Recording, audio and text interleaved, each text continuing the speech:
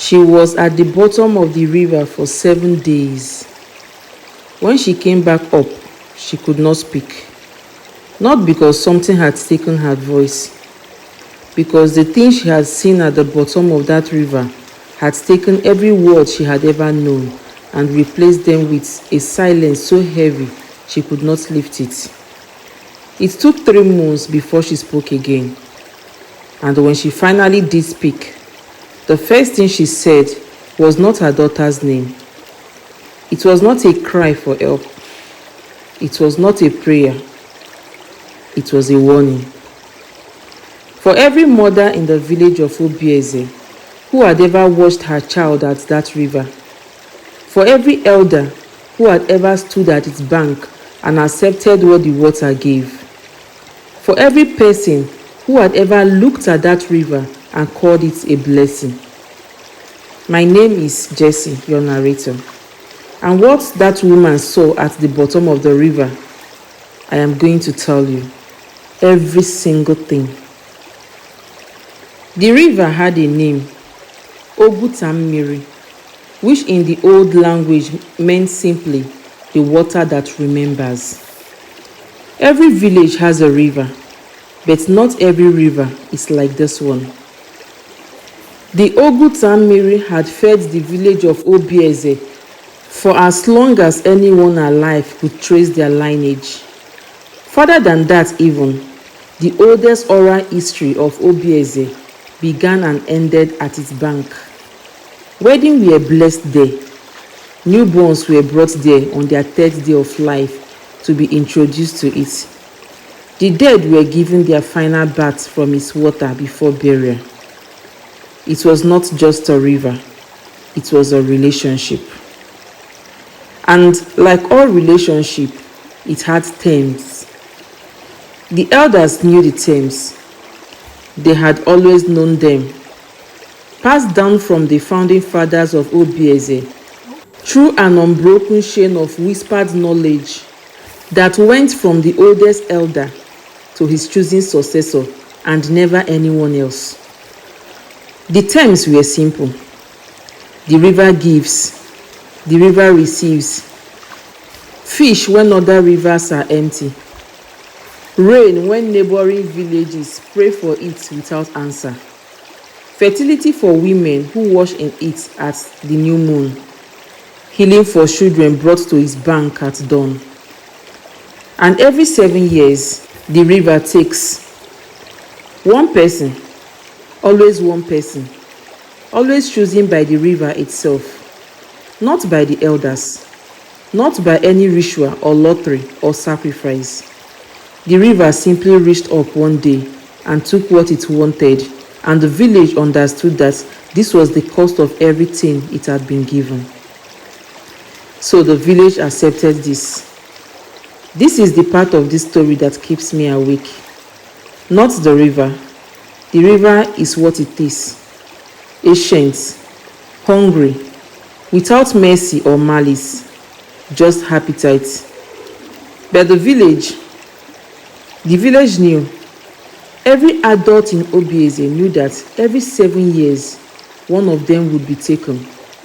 They knew it the way they knew the rain would come, the way they knew the harmattan would dry the air until their lip cracked. It was simply a fact of life in Obieze. They had made peace with its generations before any of them were born, until the year the river shows Amara. Amara was 7 years old. She had the kind of laugh that started somewhere deep in her stomach and came out of her like it had been saving itself up. The kind that made everyone around her laugh too before they even knew what was funny.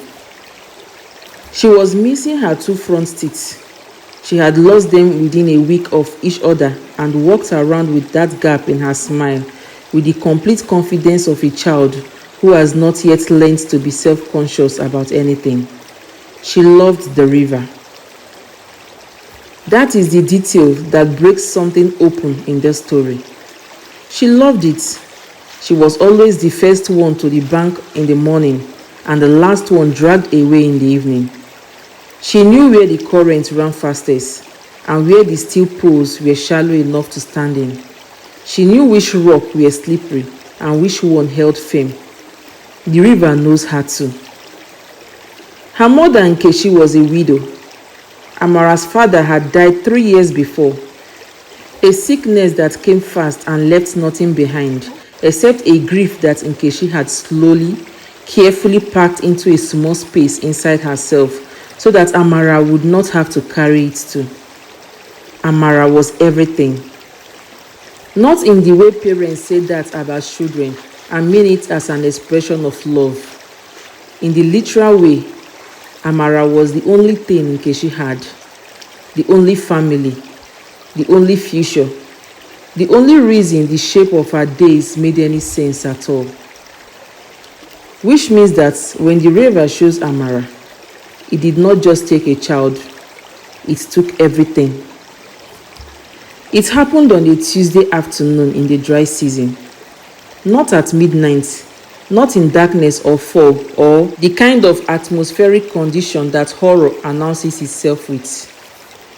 Broad daylight, the sun fully overhead, 6 other children playing on the same bank, 3 women washing clothes 10 steps away. Amara was standing in the shallows up to her knees, laughing at something one of the other children said. And then she was not there anymore. No splash, no cry, no struggle, no hand reaching up from the surface. The water simply closed over the place where she had been standing and smoothed itself out and continued moving as though nothing had interrupted it. As though a 7-year-old was simply something it had always contained. The other children screamed. The women ran into the water, called Amara's name, waded out to where she had been standing, dove under, came up grasping, dove again. Nothing.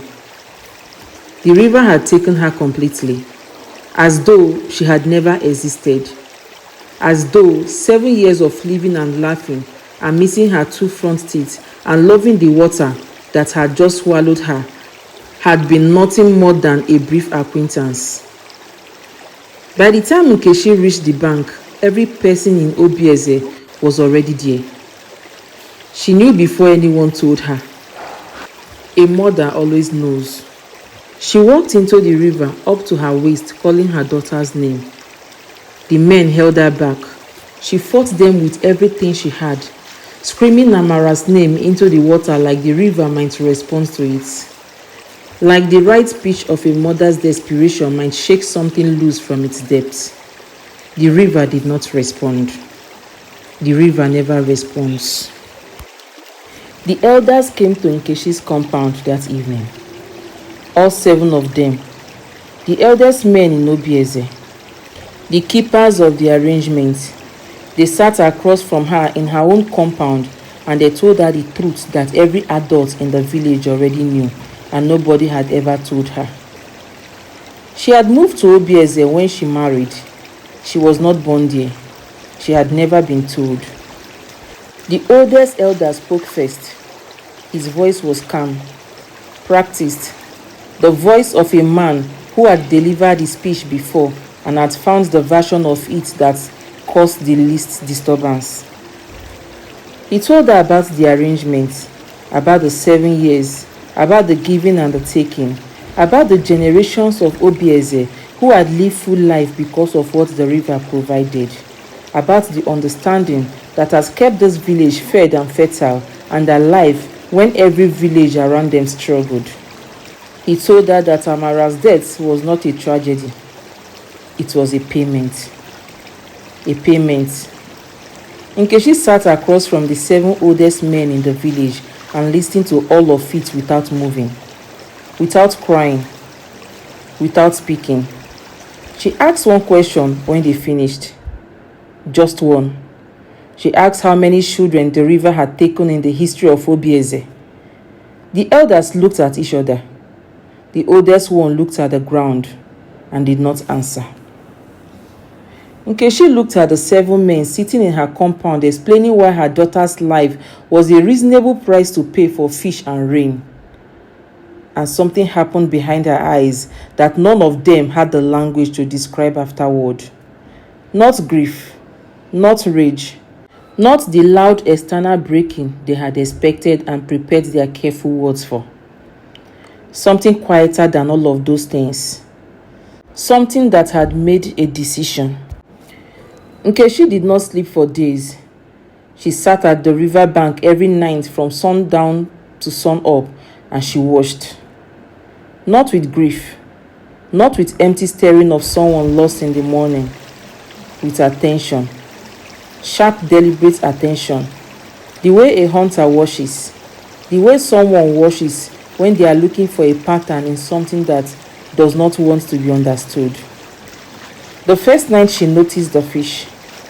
At midnight, every fish in the visible water was still, all at once, suspended just below the surface facing downstream, as though receiving a signal.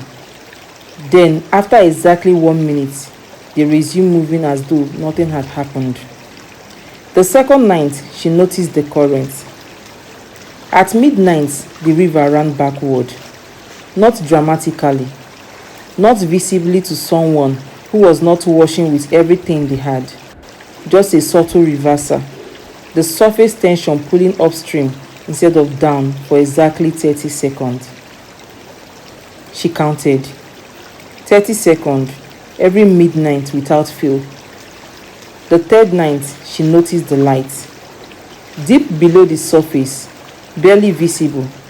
The faintest cold blue-green glow from somewhere so far down, the river had no business having a bottom there. Like something lit from within. Like something alive down there.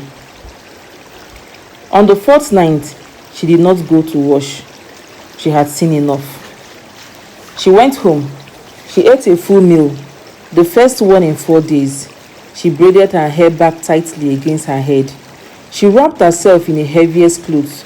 She found a small pouch of white chalk she kept for ritual marking and drew lines on her face and hand the way she had seen the Dibia do when they entered dangerous spiritual place. She wrote a letter to her neighbor and asked her to keep it, but not to read it unless she did not return by the 8th day. Then she walked to the river, and she waited for midnight. Midnight came.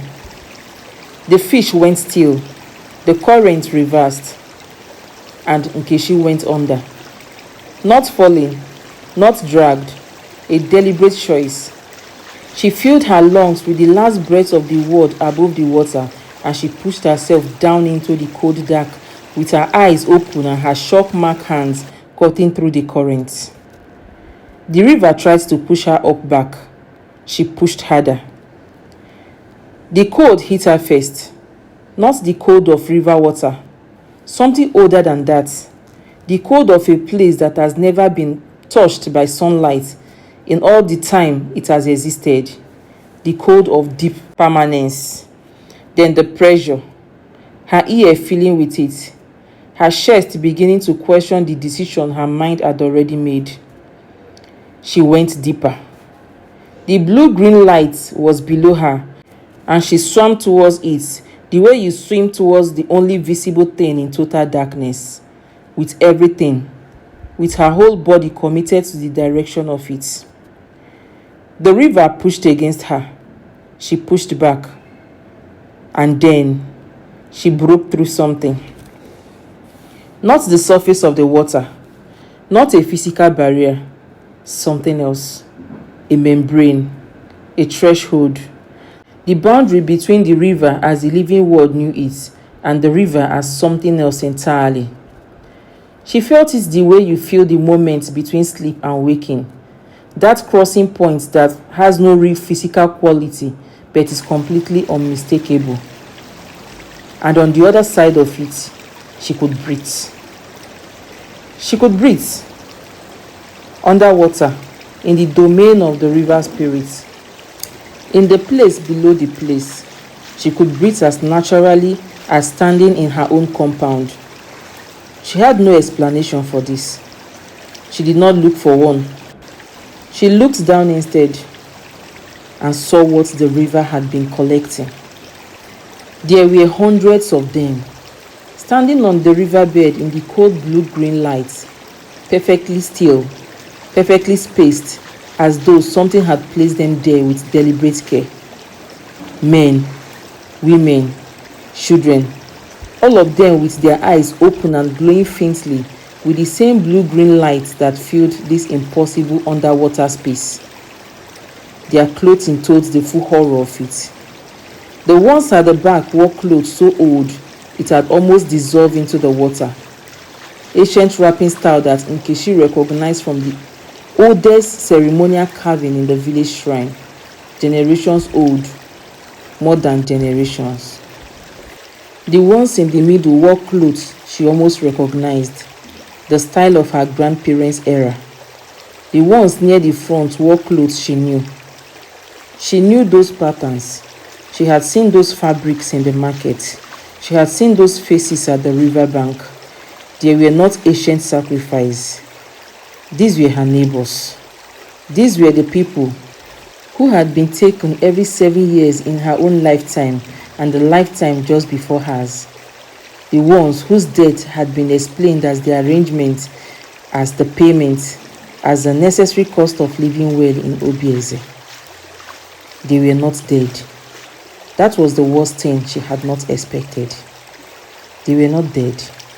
They were standing, breathing the cold blue water, eyes open, aware, trapped between living and whatever the river had made them into, neither free nor gone, just held. Like a collection, like something that took what it wanted and kept it forever simply because it could. Nkechi was moving through the rows before she understood she had decided to move, looking at every face, every child's face, moving through the cold blue lights and the standing still body of every one the river had ever collected from Obieze. Calling Amara's name with everything except her voice, because she understood instinctively that the sound in this place was a language she did not fully understand the rule of yet. Roll after roll, face after face, and then third row from the front, second from the left. A small girl standing perfectly still with her eyes open and glowing cold blue-green, missing her 2 front teeth. Amara. The eyes flickered. Just once, the blue-green glow dimming for just a fraction of a second, and behind it, something that was not the river's light, but the child's own light looking out. Recognition. Nkechi reached for her daughter, and the river noticed. The river spirit did not look the way the story said it would. Nkechi had grown up hearing about water spirits, the beautiful woman with long hair and a fishtail who sat on rocks and lured fishermen, the gentle river goddess who accepted offering and gave blessings in return. This was neither of those things. This was old. Old in a way that made the word old feel inadequate. Old in a way that rivers were old before the first human being stood at the bank and gave something a name. Old in a way that appetite is old, that hunger existed before language existed to describe it. It rose from the deepest part of the riverbed as a column of water that moved differently from the waters around it, that had edges where water should not have edges, that took up space the way living things take up space, that this living was nothing like any living Nkechi had ever encountered. It had no face, but it looked at her. She felt the looking of it the way you feel heat before you see fire, a pressure against her skin, against the inside of her chest, against the shock marking on her hands and face, which were the only thing she had to tell this ancient thing that she was not another piece of this collection. Her hands was on Amara's shoulder. She did not move it. The spirit moved towards her the way the river itself moved, without hurry, without the need for hurry, the way things move, when they know the outcome of every possible response to the movement. It stopped at the edge of the shock marking boundary, and it spoke. Not in words, not in any sound the human ear processes as language, in pressure, in the feeling of meaning arriving directly in the chest without passing through the ear at all. It said, "This one belongs to me." Nkechi's hand tightened on Amara's shoulder. It said, "They all belong to me. They have always belonged to me. Your village has always known this." It said, "You were not invited here."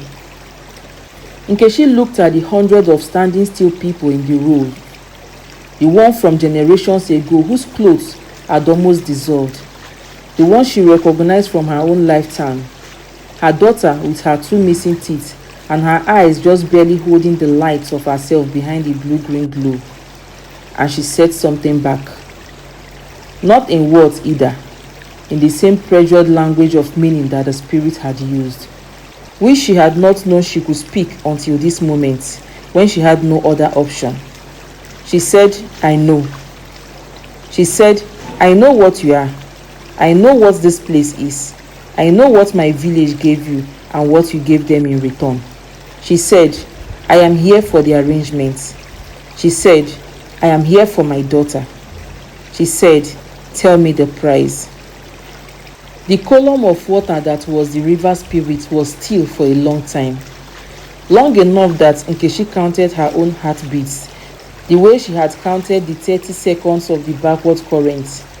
50, 100, 200. Then it responded. And what it asked for was worse than anything she had prepared herself for. The prize was her voice. Not metaphorically, not the silence of a secret kept. Her actual voice, the physical capacity to produce sound. The river spirit would take it and keep it the way it kept everything it was given, forever, permanently, in exchange for releasing Amara from the collection and returning her to the surface. Nkechi would never speak again. She would go back to the world above the water as a woman who had traded her voice for her daughter's life. She could hear everything and say nothing. She would watch Amara grow up and laugh and call her name and never be able to answer her out loud again. She would write, she would gesture. She could exist in the world in every way except the one that let her be heard. That was the prize. The spirit presented it with the calm of something that did not particularly care whether she accepted or refused. They had other things in his collection and was in no hurry. That was presenting a fair exchange by his own ancient calculation and had no interest in whether a human woman found it devastating. Nkechi looked at her daughter. Amara's eyes flickered again. That fraction of real light behind blue-green glow. The child in there behind the river's claim on her. Looking at her mother from somewhere very far inside. Nkechi thought about every sound she had ever needed her voice for. Every time she had called Amara's name across a compound. Every lullaby she had ever sung into the dark when Amara could not sleep. Every laugh she had shared. Every story she had told. Every prayer she had spoken out loud that she had believed reached somewhere. She thought about the voice she would never use again. She thought about Amara growing up without her mother's voice. She thought about Amara not growing up at all. She said yes, without hesitation. The river spirit received her answer the way it received everything, without ceremony, without acknowledgement, simply as a transaction completed. The blue-green light in Amara's eyes went out, and Amara collapsed afterward into her mother's arm. She held Amara against her chest and kicked upward. Through the cold, through the pressure, through the threshold that was harder to pass upward than it had been to pass downward, as though the river was making one final effort to keep what it had been taken from it. Amara was a dead weight in her arms. Not unconscious, something else. the deep, unresponsive sleep of someone being returned from somewhere very far away, her chest moving, her heart beating, but completely absent in every other way. Nkechi kicked harder. The surface was visible above her, that thin silver ceiling of the living world catching the moonlight and holding it. She broke through. Both of them, the cold night air eating her face with the violence of something she had not been sure she would feel again. She dragged Amara to the bank, lay her on the ground, pressed her ear to her daughter's chest. Heartbeats, strong, steady, the heartbeat of a child who had been somewhere very strange and very far and is now in the slow process of coming back to herself. Nkechi sat back on the river bank, opened her mouth, and tried to call her daughter's name. Nothing. Not a whisper. Not a breath shaped into sound. Not even a ghost of a voice. Complete and permanent silence where her voice had lived her entire life. She had known this was the prize. She had agreed to it. But knowing 18 and living 18 are two entirely different countries. She sat at the bank of the river that had taken her voice and looked at her daughter breathing on the grass beside her, and she did not regret it. Not for a single moment. Not then, not ever. Amara woke up on the bank at dawn. She did not remember the river, did not remember the cold blue-green lights, or the rows of standing people, or the column of ancient water that had held her in its collection for 4 days. She remembered washing at the bank, and then she remembered waking up with her mother's face above her and the night sky behind it. She said, "Mama." Nkechi opened her mouth, closed it, put her daughter against her chest, and held her with everything she had instead. Amara did not understand yet. She would understand slowly over the following weeks as it became clear that her mother's silence was not temporary, was not grief, was not a phase of healing that would pass. But that morning on the river bank, she simply let herself be held, which was enough, which was everything. The village found them there an hour after dawn. Someone had seen them from the path. Word spread the way it always does in small place.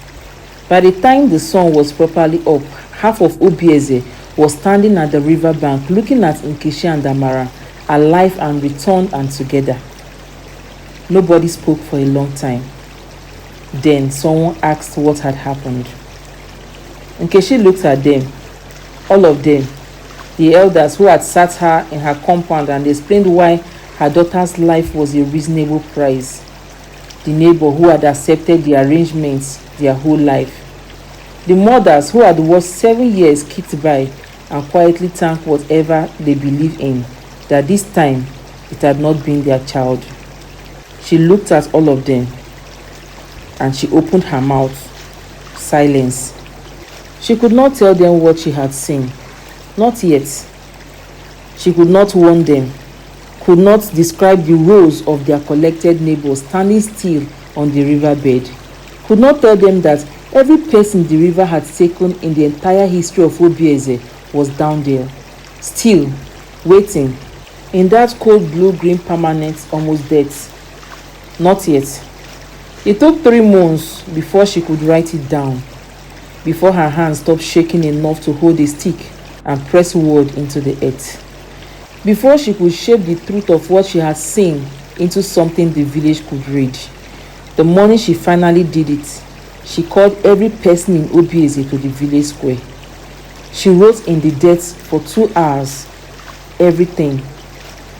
The collection, the rows, the faces they would recognize, the arrangements their elders had made and kept and never questioned, the price she had paid, the price the river was still collecting on 7 years' cycle from every village that had ever made the same deal with the same ancient hunger. When she finished writing, she stood up and looked at the village that had watched their daughter taken and called it payment. And she waited. What happened to Obieze after that morning is a longer story than this one. What I can tell you is that they stopped going to the river, all of them. Overnight, the fish they had relied on, the water they had built their daily life around, the blessing they had accepted for generations without asking what it was costing, they stopped. The river did not like this. Rivers that have been fed for generations do not go quiet gracefully when the feeding stops. But that is a story for another day. What I want to tell you before I close this: Amara grew up. She grew up with a mother who could not speak, who communicated in writing and gesture and expression and specific language that developed between two people who have loved each other long enough that words become optional. She grew up knowing what her mother had traded for her life, not because Nkechi told her directly, because in a village that small, truth finds its way to every ear eventually. When Amara was old enough, she asked her mother if she regretted it. Nkechi looked at her daughter. The gap in her smile was long filled. She was tall now, loud now. Her laugh still started in the same place deep in her stomach and came out of her the same way it always had. Nkechi took her daughter's face in both hands and shook her head. Once, slowly. No, not for a single moment. Not ever. They say in Obieze that if you go to the river bank at midnight and listen carefully, you can still hear it. A woman's voice somewhere below the surface, speaking word into a language nobody alive knows anymore. The river kept what it was given. It always does. But what it could not keep was the love that went in after it. This has been Whispers of the Forbidden, where some stories were never meant to be told, but needed to be.